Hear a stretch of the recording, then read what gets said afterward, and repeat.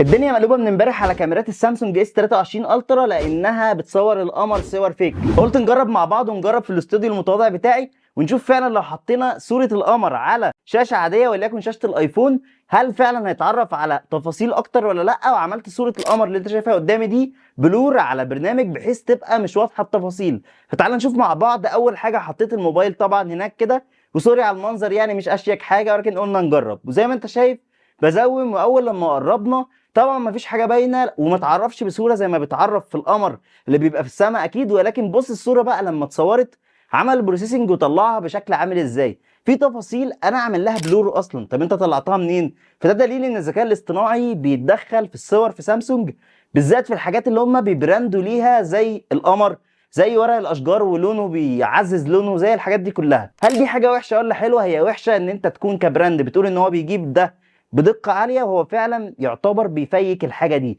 ولكن حلوه ان انت تاخد بيه حاجات فيها ذكاء اصطناعي اكتر، بمعنى ان انت تاخد صوره فيها شجر فهو يعزز لك الموضوع، تاخد صوره جنب بحر فهو يخلي الالوان احسن. وفعلا انا منبهر بصور الالترا، ودايما بقول كده، حتى الصوره دي مصورها لنفسي بالالترا. فاكيد صوره مش وحشه، ولكن لازم الصراحه من اي شركه، لان انا ما ينفعش احط على كل المنافسين وفي الاخر اصلا اطلع انا بفيك الموضوع. فاكتبوا لي رايكم تحت في التعليقات، وهل فعلا الموضوع ده ضايقكم ولا لا؟ وبس كده، ده كان زوم لذيذ يستاهل التحفيز.